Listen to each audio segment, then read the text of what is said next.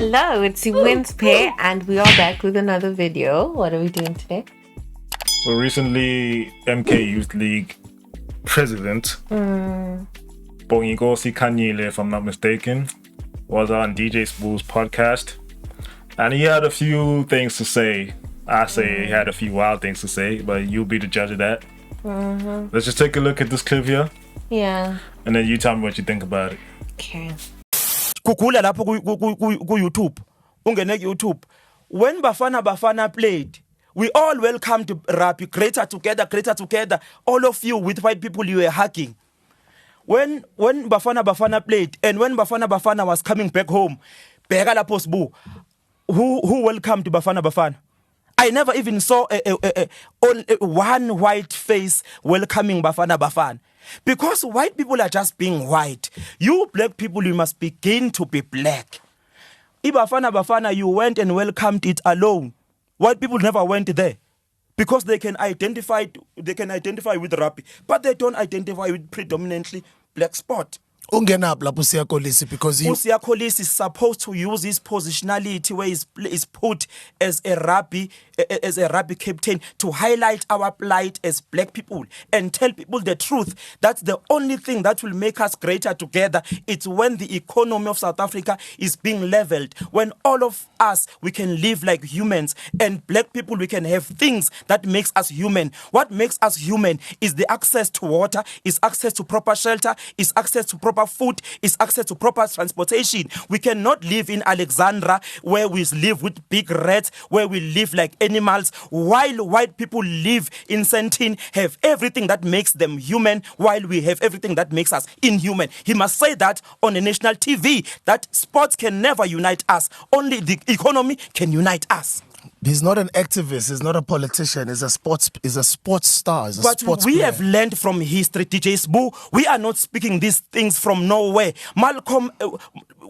Muhammad Ali, he is there as the greatest of them all. We salute him as black people because the great Ali stood for black people while he was a boxer. He used his... So what are your thoughts on all of that? Yo, that's a bit much. Like, for him to be putting all of that on Siya Kholisi, bro, that's a little much. Like Sbu was also saying, but he's not an activist or a politician. Like, also I get what this guy is also saying in a sense where if you truly believe in something, you'll believe in it, like, no matter what. Like, you'll also stand up for it. But, like, maybe he doesn't view the world like how he's viewing it. You know? Like, so, I don't know, like, you know when you become so pro-black that you just become anti anything black? He's kind of there. Do you know what I'm saying? Like, he's the type of people that people reference when they are sort of like saying black people are racist. Do you know what I'm saying? And it's like, it's these, like, you know, it's these, I'd say, few people that sort of end up seeming like they're representing everybody, but that's not the case. Like, no, relax. Like, we understand the dynamics of how things are. Like, just shouting everywhere doesn't always solve problems, or, like, you know, ranting around and saying things like, you know, like that, it doesn't always solve the issues. And some people get that. Like, Yeah, so just a couple it's not of even things. gonna help his career. Just a couple of things here on what he said. So he was saying his main complaint was that when Bafana came back, no white people were there. And yeah, that was true. There was not that many white people, or any white people at all when Bafana came back.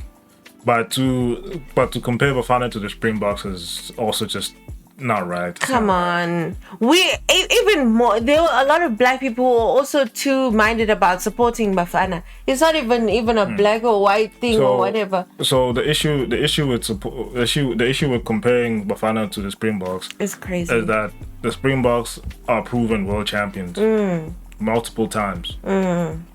Probably the joint most world champions in the sports history. And But then you have maybe Bafana.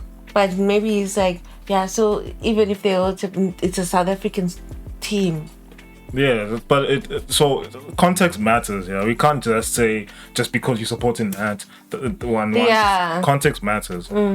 Springboks are the best team in the world at what they do. Yeah. Bafana have been very poor for many For years. many years. Even a lot of black Lost a lot of Bafana supporters stopped watching them at some point Yes. because they were so bad. you know. Yeah. So just to only blame it on white people, to say white people don't watch Bafana, it's not completely accurate. Yeah. And then secondly, if Bafana were to be world champions, trust me, South Africa would Back them up more. South Africa will probably welcome them more Yeah. than what we have welcomed the Springboks. Absolutely. And white people will be there included when they have like Yeah. Bafana parading the World Cup. White people will be there. And So like it's like, yeah, it's like Bafana did do well at the AFCON, foot in the door. coming in third and stuff like that. But to a lot of people, that's not good enough, especially if Yeah. you're used to the Springboks actually winning tournaments. Yes. So some people are not going to wake up for a third medal and go to Orange Hammer for a third Yeah. medal. But a lot of people wake up for people who actually go and First win place tournaments. You know? won. So if Bafana was to win something, I'm sure the support would be much greater Absolutely. than what it is. I also agree with that. Like I think a lot of people would have turned up knowing, Bafana had won. Like, Yeah. Like it's just either diehard soccer fans, let's say, that would go in this case, you know what I'm saying? And you can't force white people to like soccer if they don't like soccer as well. Yeah, there's also that, like, it's fine.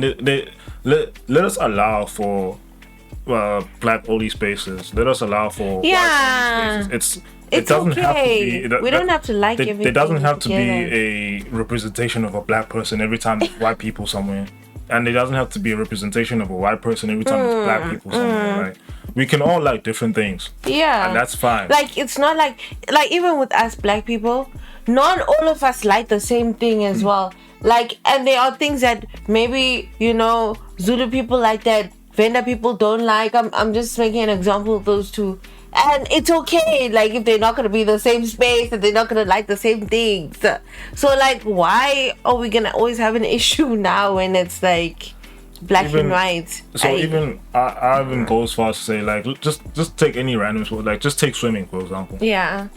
Do you see people crying or white people crying saying black people do not support Do swimming? not support swimming. No, they just like They what don't like. come there to welcome champions and things like that. And Olympic gold medalists. Yeah. Actually, even when the Olympic team wins like a lot of gold stuff, South Africans are there. So it's not just about you have to support the team just because you have to support the team. Like, do you follow the sport firstly, and like, are you moved so and if much the that team you want actually to go? doing well. Yeah. If the team is doing well, people will come out and support that team. Absolutely. So let's not compare Bafana to Springboks. That's just Like, this disingenuous. is silly, and always just making everywhere a platform to speak about economic issues and things like that. So and like so with that part there, I can somewhat agree with him, but not really.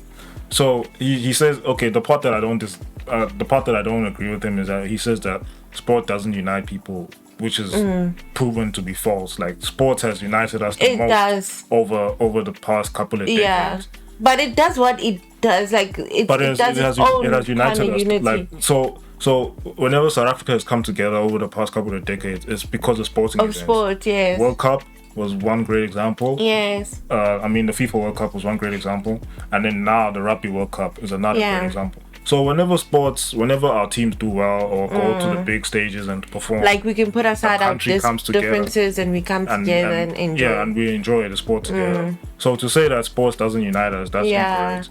But I also agree with him to say that.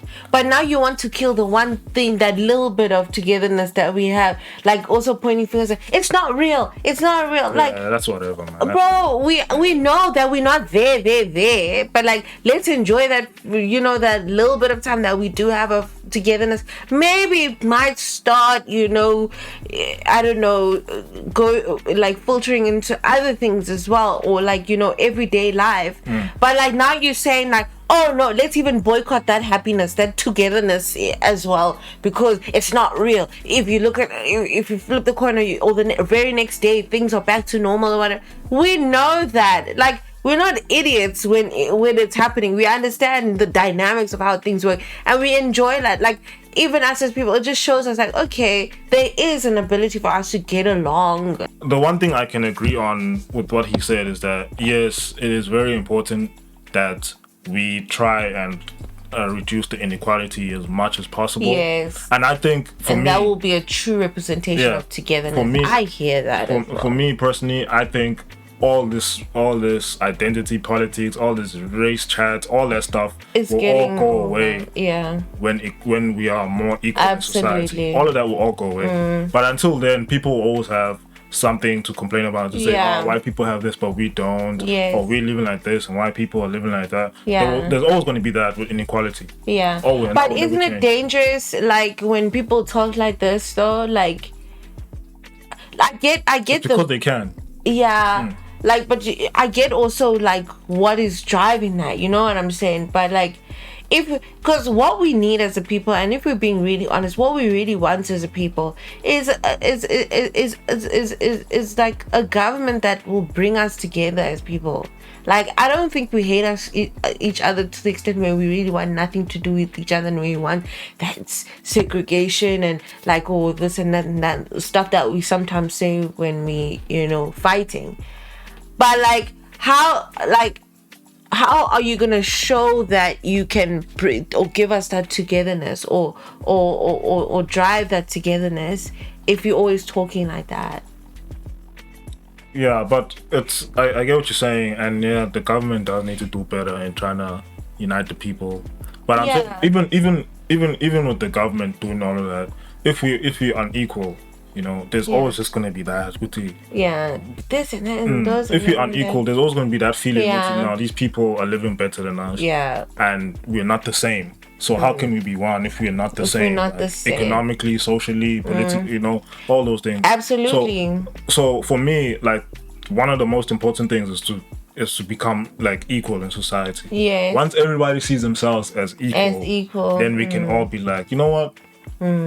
Yeah, we all one. We're all one. So I can agree with him on that, and to say. Okay, so do you think the speech of his is no, it's not trying to drive that more? No, that's what I'm saying. Like, even if that is your intention, it gets lost in conversations like this. Like, what it seems like to another person, and we're always like, especially if I was a white person listening to that, I'll be like, so these people want to fight us most. So you know what I'm saying, like. They're not, as much as they would say they want equality, but it looks like they just want for black people, you know what I'm saying? Like, they just want black superiority or black supremacy, you know what I'm saying? And not really equality. I'd be on defense mode, you know what I'm saying? So it's like, be clear about the message you want to bring across, and if this is the message, then what I'm getting from the message is black supremacy rather than equality. You know what I'm saying? How are you getting black supremacy from all these? No, I'm saying, like, it's almost like you driving that.